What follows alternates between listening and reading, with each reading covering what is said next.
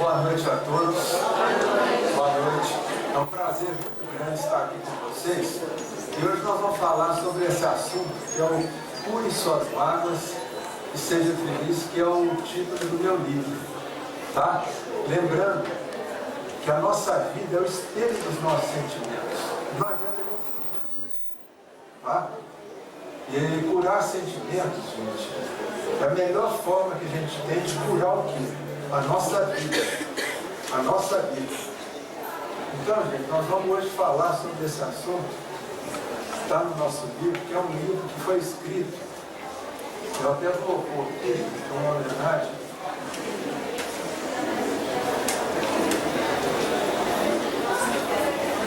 Isso. Dr. Elias Barbosa. Eu conheci o Dr. Elias Barbosa em 1978, quando eu fui pedir a mão de Eliana para namorar. Eliana ainda não tinha feito uns 15 anos de idade. Então, a hora que eu subi lá na casa lá do meu sogro, naquela época não tinha muro, né? Então, o que acontece? Eu subi umas 3 vezes e voltei.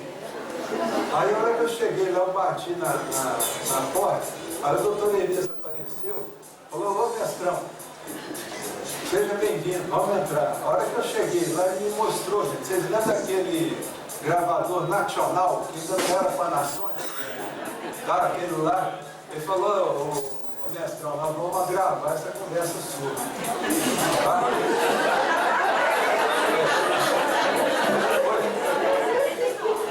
Foi 79.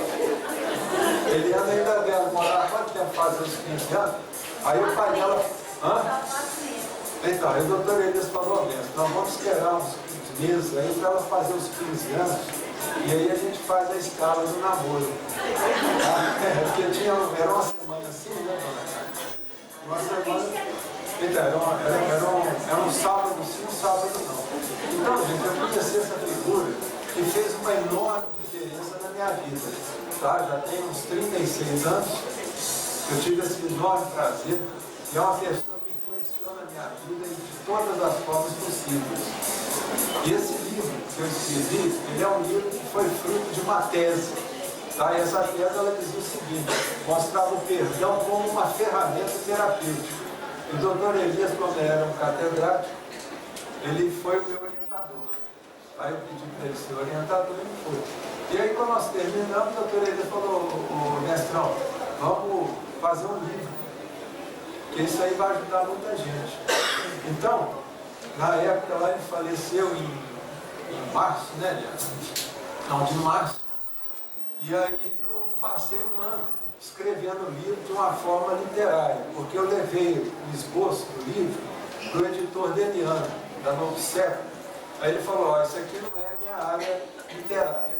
Mas ele me indicou para um amigo dele, que tinha uma outra editora, que é a Barani, e lá ela falou: ó, Fernando, o livro é muito bom, mas do jeito que está não vai vender nada. E o editor, ele pensa o quê? No investimento dele. E ele falou: transforma isso num livro, uma obra literária, um romance. Aí eu passei um ano escrevendo, eu ambientei essa história lá na Áustria, lá da década de 70. Final da década de 70 foi quando eu conheci. Então, quer dizer, é um livro igual a editora fala, é um livro de cura, tá? Que foi feito para ajudar as pessoas. Então aí, gente, os livros do doutor Elias, tá? São quase todos editados pelo IT. São livros maravilhosos, eu acompanhei quando ele fez alguns. Tá? Então, se vocês puderem, o IT tem todos os estilos do doutor Elias. É muito bom. Bom, gente, então vamos entrar rapidinho no nosso assunto. Lembrando que o maior problema do ser humano, gente, é essa questão aqui, é o amor. Ah, mas o amor é tão bom.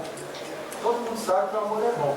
O problema do amor, gente, é quando entra essa figura aqui, ó. Pá, na hora que ela aparece na vida do amor.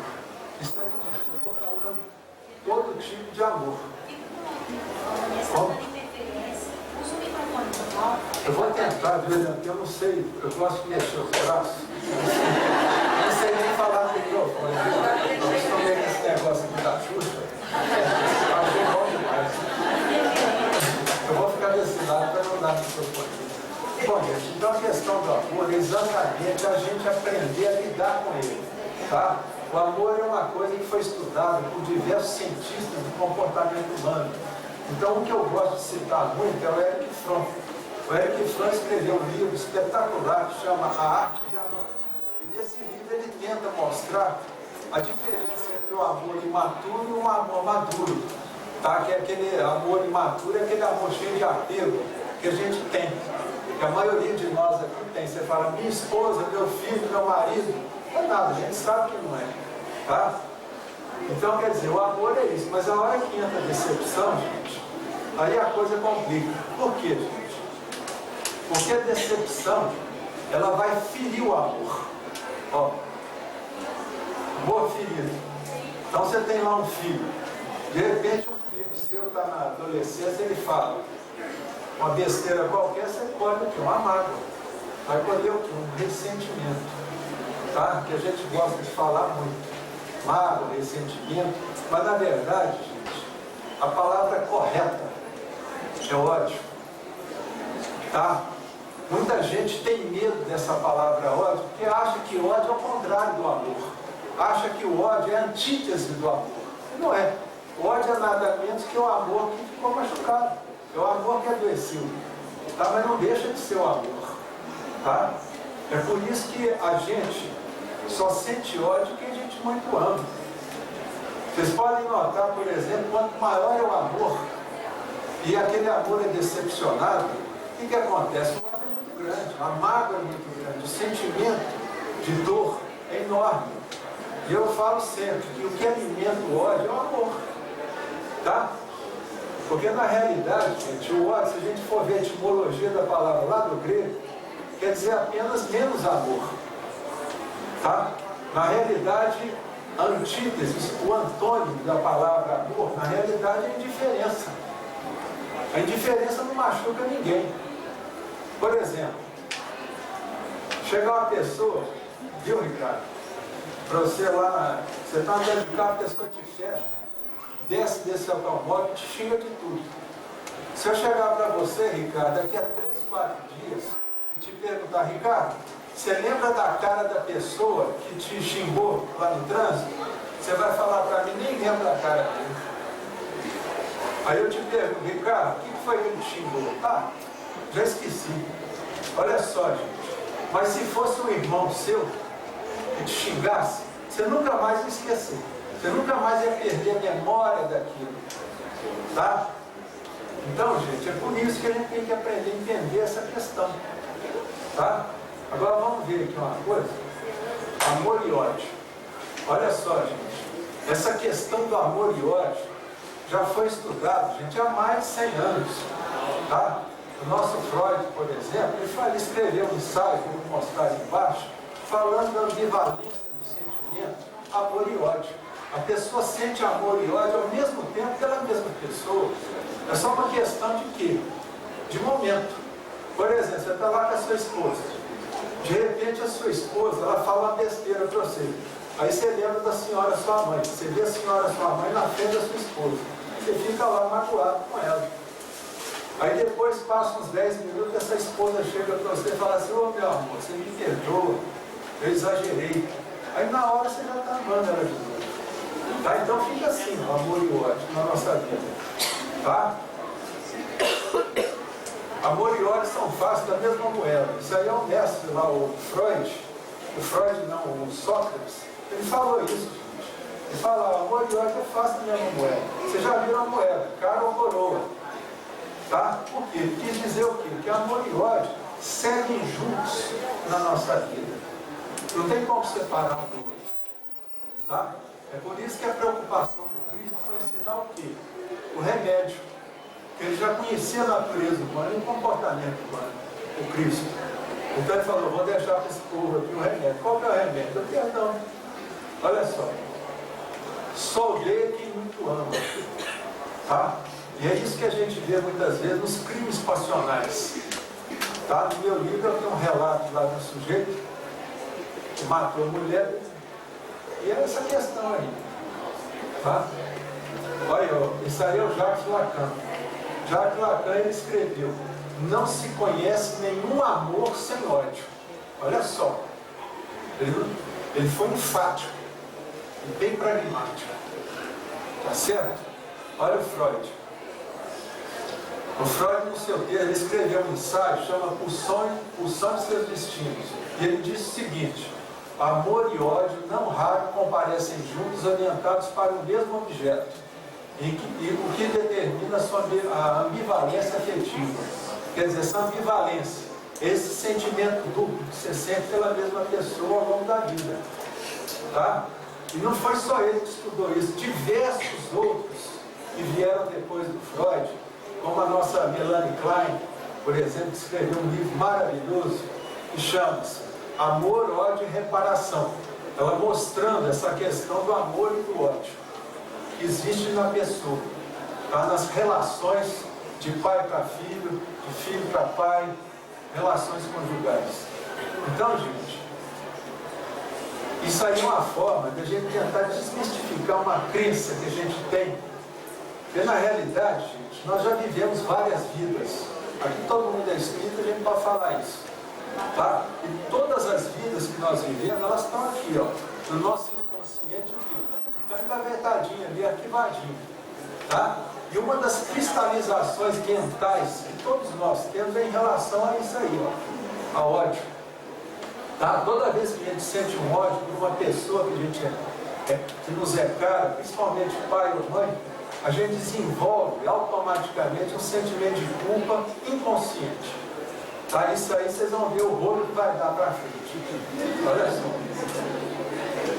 Ó, uma das consequências daquilo que a gente sente quando tem ódio de alguém, de uma pessoa, de um pai, de uma mãe, de um filho, ou de um filho em relação ao pai, exatamente a gente cai nessa situação aqui da culpa, que é um sentimento, gente, eu considero absolutamente inútil na vida nossa, porque é um sentimento que vocês vão ver.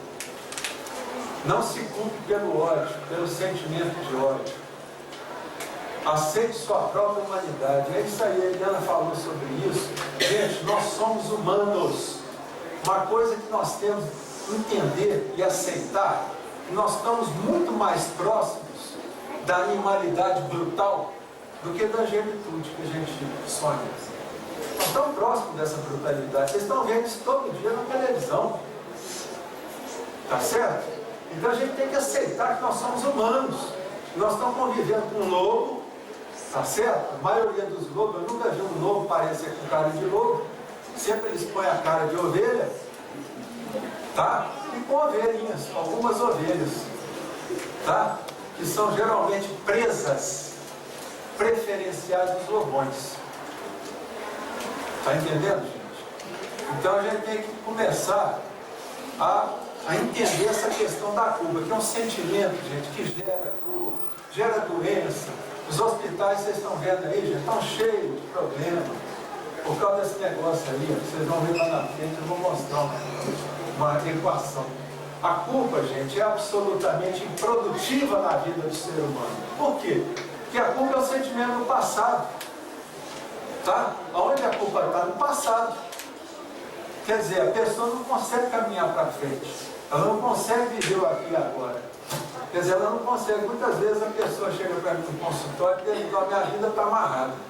Então vamos ver que você está com tesão de ser ficado no ano passado. Você não sabe viver o presente. Tá certo? Geralmente os problemas estão aí gerando culpa e ódio. Tá? Que gira em todos os problemas que vão causar os problemas de transtorno afetivo e tal. Todo mundo aí sofre. Tá?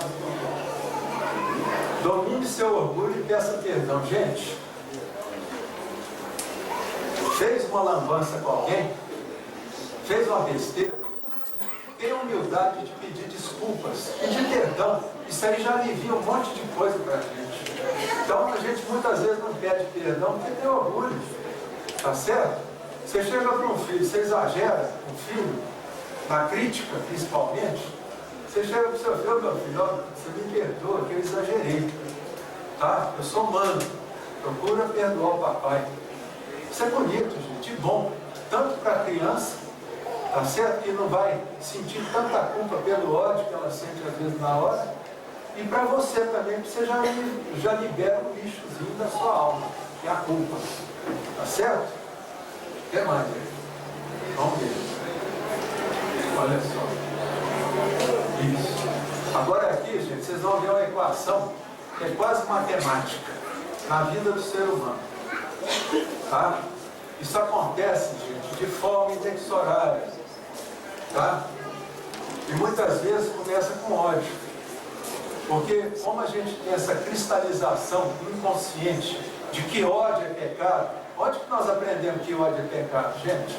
Vocês lembram da reencarnação, vocês foram padre, freira, tá certo? Vocês eram devotos, não sei quem, tá certo? Infelizmente, gente, a culpa é uma forma de manipulação que as religiões formais têm. Quer dizer, elas alimentam a culpa dos fiéis e tentam administrar a culpa dos fiéis através do confessionário. Tá? Que é uma instituição que foi criada exatamente para poder administrar a culpa dos seres humanos, tá? E manipular a pessoa ali a bel prazer, como tem sido feito. E graças à doutrina espírita nós temos hoje uma opção, tá certo? De sair fora disso. Mas, aliás, todos nós que estamos aqui hoje, nós fomos católicos, fomos protestantes, fomos muçulmanos, tá certo? Então nós não podemos criticar essas religiões. Então vamos ver. Quando a pessoa sente ódio, naturalmente ela caminha de forma inconsciente para a culpa. E da culpa, gente, nós sabemos que a culpa nasce uma outra coisinha. Remorso. Olha só. Isso aí, gente, a gente não controla, viu? Eu estou falando aqui para vocês, o fato de eu falar isso para vocês já vai conscientizar muita gente. Mas muitas vezes a gente ainda vai escorregar nisso. E o remorso, gente, que a gente não controla, pelo menos nós que somos normais, tá? Que somos pessoas humanas. Eu não estou falando do psicopata. O psicopata é o único humano que não caminha nessa direção. Tá? Inclusive tem um livro que foi escrito por um psiquiatra inglês que passou 25 anos como chefe da enfermaria num presídio britânico. E ele escreveu um livro, e nesse livro ele diz o seguinte, que nos 25 anos que ele passou dentro do presídio, ele nunca viu um psicopata adoecer. Eles chegavam muitas vezes na enfermaria quebrado, machucado ou perfurado, com perfurações. Mas doente não. Sabe por quê? Porque eles não têm esse probleminha aqui que nós humanos comuns e normais temos. O problema do remorso, gente, está na questão da autopunição que nós vamos desenvolver. Para quê? Para poder aplacar esse remorso e essa culpa, que muitas vezes é existencial. A gente não sabe nem de onde vem. E da autopunição, gente, vocês lembram lá do André Luiz, aos livros do André Luiz. O André Luiz fala disso aqui toda hora. Tá certo? A autopunição é uma das que a forma preferencial do ser humano é fazer o quê? Uma doença. O ser humano acha bom demais fazer uma doença. Às vezes porque não sabe falar, não tem que inventar uma coisa ali para poder falar um não, através da dor, através do sofrimento. Tá? A autopunição, muitas vezes, a doença, aquela doença, a pessoa faz uma depressão, e daquela depressão a gente sabe que da depressão decorre duas vertentes. Uma vertente caminha para o suicídio direto, a outra vertente pode caminhar para o suicídio indireto, que vem através de acidentes que a pessoa faz, tá certo? E através das doenças que a pessoa faz, certo? Porque na realidade, gente, quem é que controla esse navio que se chama corpo físico? Não é a nossa mente? Não. Outra forma de autopunição também, que no Brasil é enorme, a questão dos acidentes. Tá? Acidente automobilístico que não tem explicação. O sujeito está numa linha reta de dia, de repente enfia debaixo de um caminhão. Por quê? Essa pergunta, gente, a Associação de Psiquiatria Americana, na década de 80, recebeu a incumbência do governo americano para saber o que está acontecendo tanto acidente. As estradas americanas, gente, são maravilhosas. Quem já foi lá sabe. Tá? Aquelas autopistas, beleza, 4 pistas, 5. Então, quer dizer, está tendo muito acidente. E o governo ele fez essa solicitação. Qual foi a conclusão que eles chegaram? As vítimas fatais de acidente, eles foram investigar e chegaram à seguinte conclusão: 73% eram pessoas que tinham episódios de depressão, que estavam tratando de depressão e pararam abruptamente com o tratamento. Estavam tomando antidepressivo, de repente deu na cabeça, não falou nada do médico, parou com o tratamento, de forma de supetão. Aí veio o efeito rebote. Tá? O que acontece demais, muita gente suicida, né, doutor? Quando para com a medicação de supetão. Então, os acidentes, eles chegaram a essa conclusão estatística. Tá? 73% eram pessoas que tinham problema com depressão. O resto era intempérie, era defeito do veículo, tá certo? Mas é muito sério isso. Tá? Eu vejo, por exemplo, questão de acidente de trabalho. Tem a ver com a depressão, o sujeito que se acidenta. Tá? Então vamos lá. E a outra forma de autopunição, gente, clássica também, são os insucessos que a pessoa tem na vida. Insucesso financeiro. Aquelas pessoas que têm uma vida financeira igual uma cadeira de balanço. Ganha dinheiro, perde dinheiro. Ganha e perde. São pessoas que têm problema de ódio em relação a papai e mamãe. Tá? Por quê? É uma forma que eles têm de chamar a atenção do pai, que tem ódio. Porque quando a coisa aperta no dinheiro, para que eles vão pedir dinheiro? Para o pai ou para a mãe. E a mãe lá com aquele orgulho todo fala: toma, meu filho, dinheiro, não precisa nem pagar juros. Certo? Então, quer dizer, outra questão também, gente, são os insucessos nos relacionamentos. Tá? Por exemplo, uma filha tem um pai miçadíssimo, tá? Um pai mau, sujeito esquisito. E essa filha, naturalmente, ela colhe o que desse pai? Ódio, que é natural, que é normal, gente. Tá? E se essa moça não perdoar o pai, o que vai acontecer? Qual que é a forma de ódio? Porque ela, ao mesmo tempo que ela sente ódio do pai, ela sente culpa. Aqui, ó. E essa culpa faz com que ela arrume só um complicado, igual o pai. Entendeu? Igual o pai. Eu vejo, por exemplo, no consultório, sempre que eu vejo a mulher que vem me reclamar do marido, olha, só arruma um marido complicado, que é a coisa toda, pode saber que o pai é complicado. Uma vez eu fui atender uma mulher, e essa moça, ela veio junto com o pai.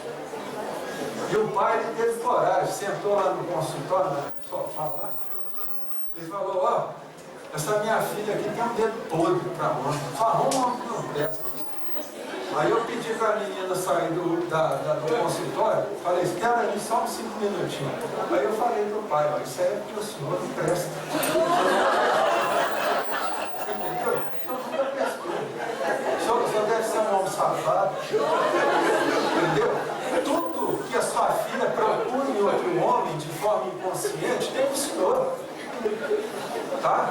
Então o exemplo que o senhor deu para sua filha, sendo um canalha, ela só arruma canalha. Não é ela que tem um dedo podre, ela tem um pai que não vale nada.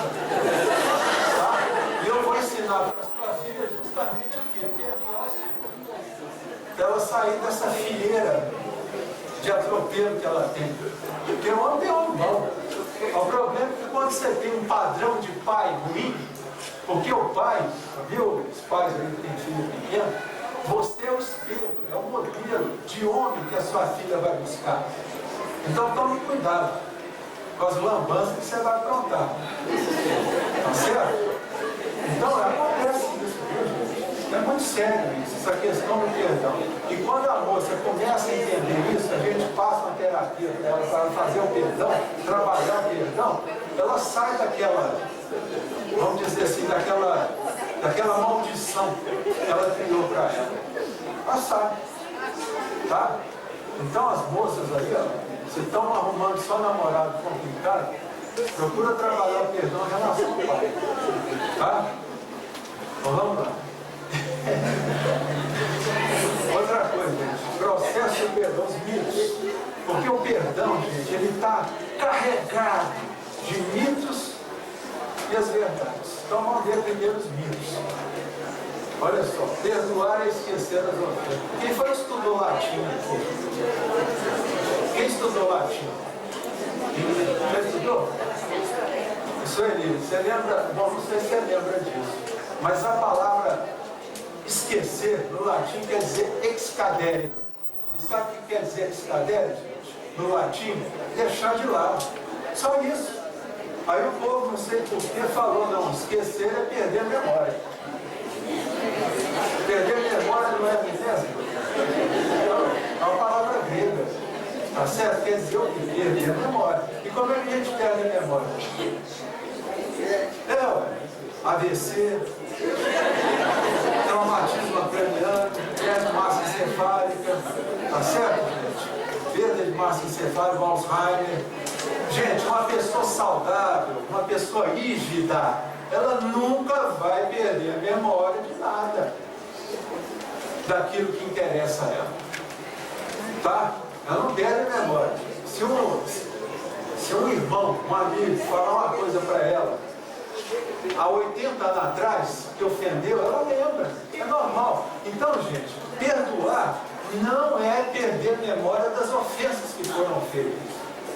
Tá? Vamos ver aqui. Perdoar é reconciliar. Olha só, gente, você tem um sócio de 15 anos. De repente, né, Ricardo? Você descobre que seu sócio está te roubando. Tá ok? Esse sócio está te roubando. Você acaba com a sociedade e procura perdoar ele. Mas agora, gente, você vai reconciliar com ele? Se você reconciliar, ele vai te roubar novamente. Você está entendendo? É o que eu falo, por exemplo, mulher, por exemplo. Eu falo mulher que às vezes chega lá e conversa com a gente. Ah, meu marido me traiu, eu divorciei. Tá, parabéns para a senhora. Aí depois a avó, ó, 6 meses depois, liga e fala, ó, eu estou reconciliando com meu marido. Eu falo, bom, então você vai pensar bem, que ele vai fazer a mesma coisa. Passa um tempinho e faz a mesma coisa. Então, gente, reconciliação não tem nada a ver com perdão. Você pode perdoar a pessoa, não precisa reconciliar. Você está entendendo? É a questão do inimigo. Você vai pôr a cabeça de novo ali no centro e cortá-la de novo? Não. Aí tem que ser aqui, bobo. Tá? Tem que saber falar, né? Igual a Eliana falou sobre o não. Tem que ter assertividade, autoafirmação, tá? Então, reconciliação é outra conversa.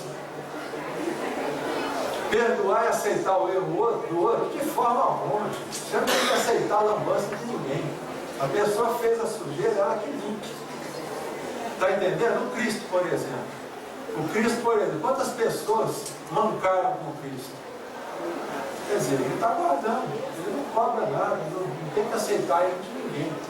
É igual os nossos benfeitores espirituais. Você acha que eles aceitam o nosso erro? Não. Eles nos apoiam para que a gente retifique aquele erro. Mas não vão aceitar, de forma alguma. Quem lembra da história do Chico com o Emmanuel, você vê, o Emmanuel nunca alisou a cabeça do Chico. Nunca alisou.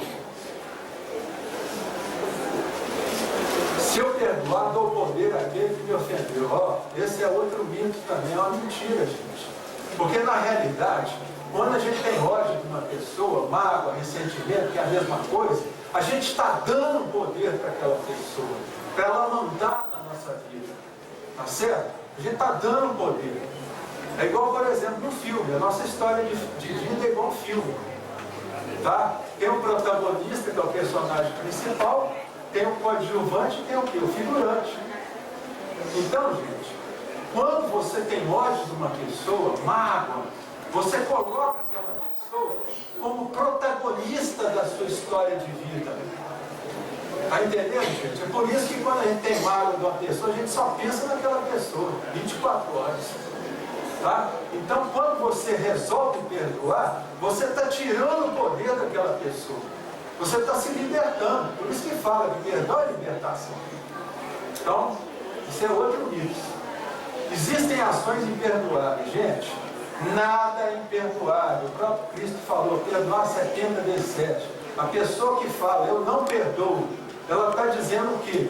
Ela está dando um tiro no próprio pé dela, porque ela que vai se estrumbicar lá na frente, ela que vai adoecer, ela que vai arrumar problema na vida dela, tá?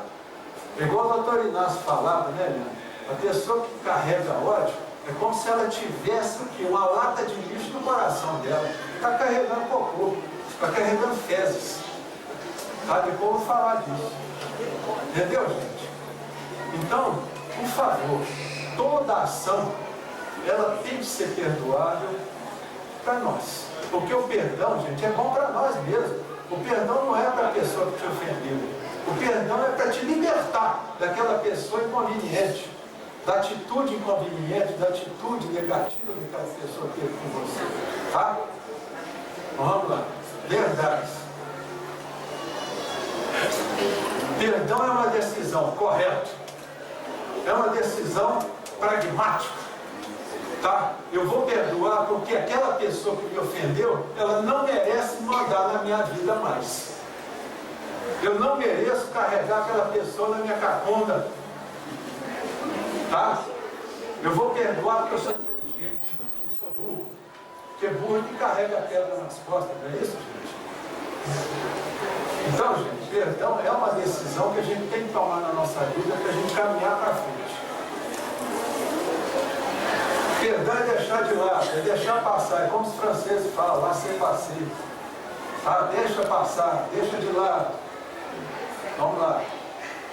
Perdão é não julgar. Não tem que julgar coisa nenhuma, gente. Os motivos que a pessoa teve para fazer aquela atitude negativa com a gente, não tem nada com isso. O julgamento cabe à consciência dele. Perdoar é se desfazer da esperança de que o passado poderia... Gente, olha só. A mágoa é um sentimento, gente, de passado. Toda pessoa que tem mágoa e culpa são pessoas que estão com os pés fincados no passado. Tá? A depressão é a doença de quem gosta de ficar com o pé fincado no passado. Estão entendendo, gente? Então, quer dizer, a gente tem que parar com aquela esperança e falar assim, ah, se o fulano fosse assim comigo, ah, se a Beltrana fosse assim comigo. Gente, ninguém muda o passado. Eu desafio qualquer um de vocês aqui falar, eu mudo o passado. Não muda. Você tem como mudar essa parede aqui? Só você meter uma marreta aqui, você arrebenta tudo. Tá? Mas não muda. Então, gente, vamos desfazer dessa esperança. É melhor para a pessoa que perdoa. Claro, gente. Claro. Se eu perdoo, eu estou me libertando de uma série de problemas na minha vida. Tá? Eu estou evacuando aquele problema. É um ato de inteligência, claro. Não precisa nem falar. Só a pessoa que não tem tanta inteligência gosta de ficar carregando água. É se colocar de novo como personagem principal de sua história de vida. Isso. Vocês lembram que eu falei do filme, do protagonista? É isso. É a pessoa voltar o quê? Ser protagonista da sua história de vida. Aí você pega a pessoa que te magoou, você pega ela e joga na posição de coadjuvante ou, quiçá, de figurante. Tá? Aliás, figurante é sempre melhor. Então é isso que a gente tem que fazer, viu? Bom, é libertação? É. Tá? A gente vê aí nos livros espíritas, nos romances espíritas, tem um romance bonito que fala sobre libertação, Salvador Gentili, né? Liberação, Salvador Gentili. Então, gente, você vê, depois de séculos, né, de problema, a pessoa nascia e tal, quer dizer, eles conseguiram se perdoar. Aí foi o quê? A liberação, a libertação. Por isso que fala que perdoar, gente, é curar a vida. Nós estamos curando as nossas vidas. Tá? Bom, esse aqui é o Dr. Gerald Jampolsky e sua esposa Daiane. Esse Dr. Jampolsky, ele tem lá nos Estados Unidos o Centro de Cura das Atitudes. Fica lá na Califórnia, em São Francisco, tá? E lá eles trabalham essa questão da cura dos sentimentos, tá? A cura dos sentimentos. Então eles já fazem isso lá, tá? Porque o Dr. Jampolsky, ele já constatou por pesquisa, porque ele também é um grande cientista, ele constatou que o perdão É o segredo das pessoas saudáveis. Que o perdão, gente, ele ajuda na cura. Por exemplo, lá eles fizeram, lá na UCLA, lá da Califórnia, que é a Universidade da Califórnia, o centro médico lá do Ronald Reagan. Então eles fizeram lá uma experiência, pegaram lá 100 pessoas com câncer em tratamento, tomando, fazendo quimioterapia, tudo bonitinho. E pegaram um outro lote de pessoas também fazendo tratamento convencional, e aí eles foram trabalhar a cura dos sentimentos daquelas pessoas que estavam ali, naquele lote de 100 pessoas. O que aconteceu? O que vocês acham que aconteceu? A cura, o processo, o medicamento que eles estavam tomando fez um efeito muito mais rápido. Estava com menos sequela, com menos efeito colateral. E as outras pessoas seguiram o tempo normal. Quer dizer, continuaram com ódio, com mágoa. Porque se você for, por exemplo, fazer uma enquete lá no hospital de Agote, como eu já fiz, você pode perguntar para qualquer pessoa que está lá no leito, você pergunta assim, você sabe falar não? Você sabe falar não? Todo mundo vai falar que não sabe. Não, que é isso, eu não falo não para ninguém. Que é isso, eu sou boazinho, sou uma pessoa que não sei desagradar ninguém. Então lá, pode perguntar. Viu? Então o doutor Jean Paul, ele fez uma série de estatísticas, e uma delas é essa: 50% das pessoas não perdoam seus pais. Olha o tanto que isso é normal. Tá? Que acontece, 75% dos divorciados não perdoam seus companheiros. É por isso que eles sempre reincidem em divórcio. Tá? Por falta do perdão, ele vai arrumar uma pessoa enlistada lá na frente também. Quer dizer, é aquele velho ditado que é uma realidade. A pessoa sai da frigideira e acaba caindo no fogo. E vai enrolando. Por causa disso aqui, falta do perdão. Cura das atitudes ajuda a nos distanciar da posição de vítima. É uma verdade. É uma das coisas que a pessoa aprende quando ela aprende a curar o que? Os sentimentos. Tá? Porque vitimologia, gente, não serve para nada. Autopiedade não serve para nada nessa vida. Só faz a pessoa atolar no pântano do conformismo. Isso é muito ruim. Disponha-se a não julgar. Outra recomendação do Dr. Jean Paul. O princípio do perdão é a pílula da felicidade. Tá? Por que a pílula da felicidade? É muito simples. Porque toda pessoa que tem ódio, tem mágoa, ela está pisando em que tempo? Passado. Olha só, se eu estou no passado, gente, não tem jeito de eu ser feliz no passado. A gente só consegue estar feliz quando a gente está vivendo o quê? O aqui e agora. Esse momento que eu estou com vocês é um momento único no universo. Tá? Isso aqui está acontecendo agora. Esse é o aqui e agora. Como começar a perdoar? Começamos mudando nosso sistema de crenças. Olha aqui a crença, ó. Mudando nosso sistema de crença, começa a acreditar que tudo é perdoar. Perdoar sem concordar com a atitude da outra pessoa. Perdoar não é concordar. Quem quiser conhecer o Dr. Jean Paul, é só entrar no Google, tá? E lá ele tem um livro que foi traduzido no Brasil que chama O Perdão. É um livrinho fino, mas poderoso, que ele fala sobre o perdão, tá? Outro também que falou uma coisa interessante foi o Martin Luther King. Perdoar não significa ignorar o que foi feito ou colar uma etiqueta falsa sobre o ato maldoso. Significa antes que essa maldade cesse de ser obstáculo às relações. Olha só, gente, a coisa que a gente mais faz na vida é o quê? É tampar o sol com a peneira, é jogar sujeira para debaixo do tapete, lá nos porões do nosso inconsciente. A gente faz isso quase todo dia. Então, gente, ó, não significa colar uma etiqueta falsa sobre o ato maldoso. O ato maldoso é um ato maldoso. A gente tem que mandar a pessoa que ter essa atitude maldosa, tem que amacar, vai fazer maldade lá no quinto deserto, sei lá onde. Mas aqui não. É a mesma coisa, você tem uma cobra cascavel, você vai dar a volta. Tá certo? E chamar o bombeiro para o bombeiro pegar essa cobra e levar no meio do mato. Você não tem que conviver com a cobra cascavel. Porque senão você corre o risco de levar no lugar. Dicas valiosas. Antidecepções. De novo, aí o doutor Elias Barbosa. Não tem jeito de fugir dele. E está aqui, ó, dos seres humanos, para beber uma pena, coisa alfinetada. O que vier de bom é lucro. Não é assim, tá? Porque nós estamos vivendo num planeta de provas e expiações. Naturalmente, os humanos que estão aqui encarnados não são humanos selecionados, assim que a gente pode confiar. Tá certo? E é uma coisa muito interessante, que antigamente tinha um ditado que dizia o seguinte: para a gente confiar numa pessoa, a gente tem que comer um saco de sal junto. Estou lembra desse ditado? Um saco de sal junto. E vocês lembram o tamanho do saco de sal que era antigamente? Era um saco de 25 quilos. Tá? Hoje é de 1 quilo só. Tá? Aceite a humanidade das pessoas e não perca tempo tentando mudar essas pessoas. Pelo amor de Deus. Alguém já ouviu falar que o Cristo apareceu para mudar alguém? Não muda. Quem muda, a única pessoa nesse universo que vocês vão poder mudar é vocês.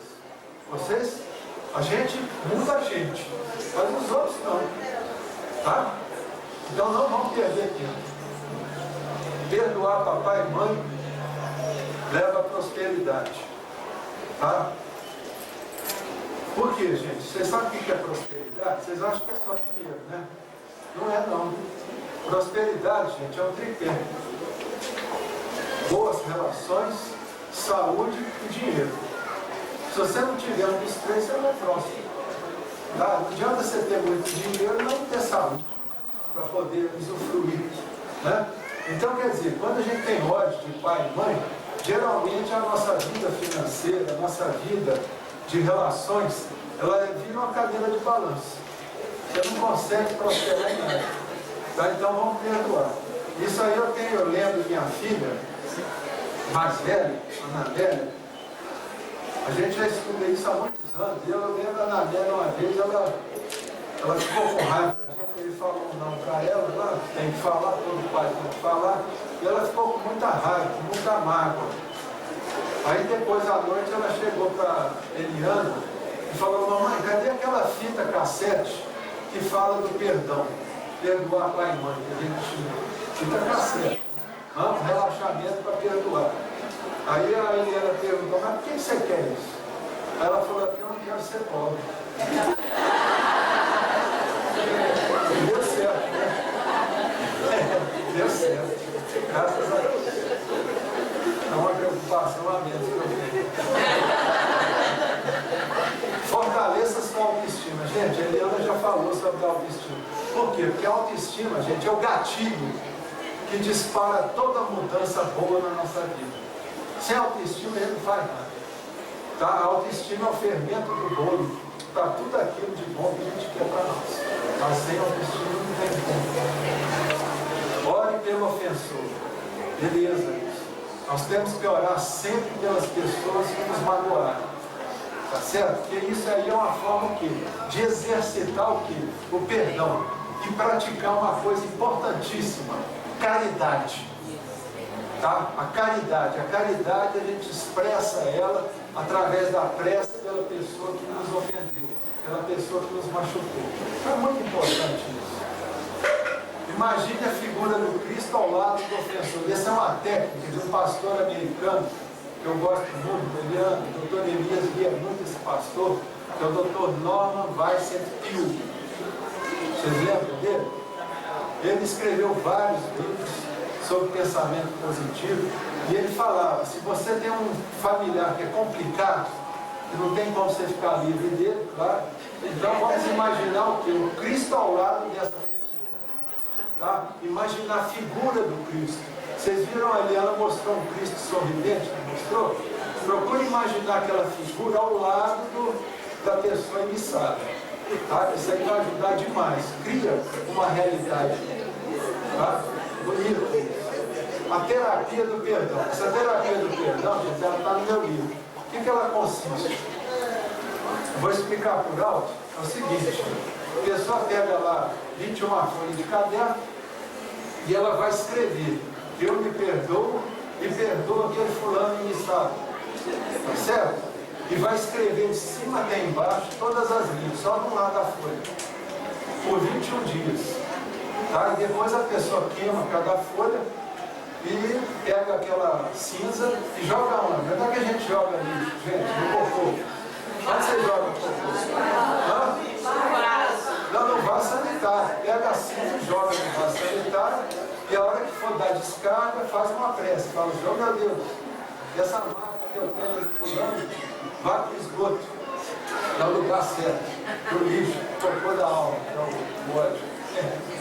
Tá? Vocês entenderam? Então, gente, por quê? Se a gente for fazer analogia, qual é o prato que todo mundo gosta de comer aqui? Eu vou fazer uma analogia meio escatológica, mas vai gravar, gente. Vamos supor uma lasanha deliciosa. Todo mundo gosta de lasanha? Gosta? Beleza. O que acontece com a lasanha depois de umas 6, 7, 8 horas? Vira o quê? Vira dejeto. Mas se a gente pegar um microscópio eletrônico, a gente olhar lá, vai ver que aquele cocô ainda é lasanha, não é isso? Então o que acontece, gente? A pessoa, se ela reter fezes mais de 10, 15 dias, o que o senhor manda fazer? Na lavagem intestinal, rapidinho? Tá.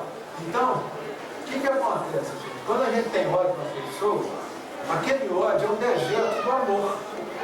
Só que a gente guarda durante 40, 50, 100, 200, 300, 500, 1000 anos que a gente guarda isso. Tá? E não tem como a gente fazer uma lavagem na nossa alma. Agora, o perdão sim. Tá? Agora, por que essa terapia do perdão é por escrito? Alguém já viu certidão de casamento de boca? Sim ou não? Não. Gente, o nosso inconsciente, ele só acredita que é verdade quando a gente deixa documentado.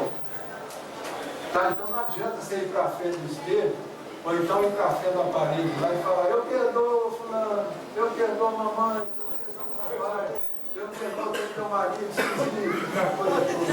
Não adianta, gente. A gente tem que o quê? Documentar, escrever. Tá? E depois queima. Então isso é um ritualzinho, gente, mas ele marca muito o nosso inconsciente. Tá? Isso é quase o quê? Uma reprogramação que a gente está fazendo lá dentro de nós. Tá? E essa técnica aí, doutor Elias Barbosa, por exemplo, de algo positivo. Ótimo, também. Eu quero ser rico. Beleza, então você vai escrever. Eu me amo, me aceito e sou próspero. Isso eu também ensino. Tá certo? Quer dizer, você vai criando o quê? Você vai criando uma realidade. Você vai programando. Isso, exatamente. Isso eu ensino para quem tem problema de autoestima. Quando a mulher tem problema de autoestima, eu falo para ela, você pega o papel, vai escrever 21 dias, eu me amo e aceito como sou. Eu sou maravilhosa. Eu estou apaixonado pelo que você faz. Quer dizer, você vai criando um monte de coisa. Oi? Aí não reza, né? Só tem um detalhe. Esse é o tema. Esse é guarda e esse é de vez em quando. Tá? Entendeu, gente? Quando for positivo, vocês fazem o quê? Tá? Agora tem outra aqui, gente, que essa aqui é interessante. Essa aqui é do meu sogro. Ele inventou essa. No livro, gente, eu coloquei terapia do colo com sugestão do Dr. Elias. Ele falou, olha, se você puser isso lá, o pessoal vai te dar bomba lá na banca examinadora. Tá? Então eu pus terapia do colo, que é onde é formado o cocô. Tá? Porque a terapia mesmo, gente, ela chama terapia do cocô. Ela é extraordinária, gente, porque ela é rápida, é eficaz. Vocês lembram da analogia que eu fiz?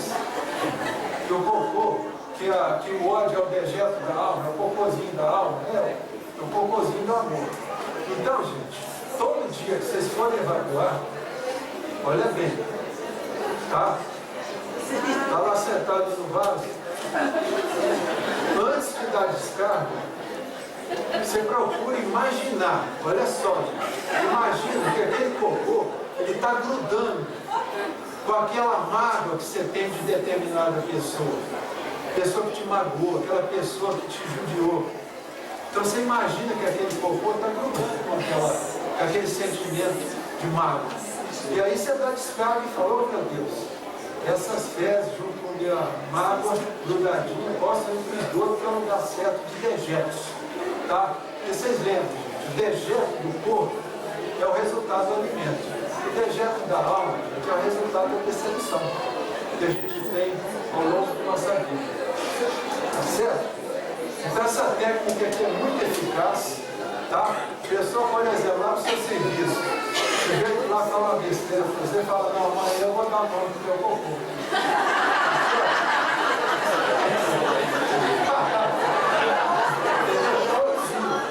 Vocês podem fazer isso, vocês vão ver, vocês vão se sentir limpos, vocês vão se sentir esvaziados. A sensação deles,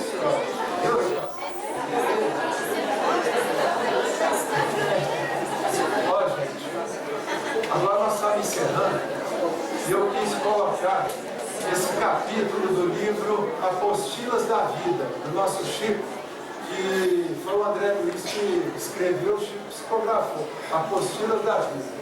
E tem tudo com isso que nós estamos falando aqui. Tá? Vocês reparem, gente, a hora que chegar no último parágrafo, tá? Beleza.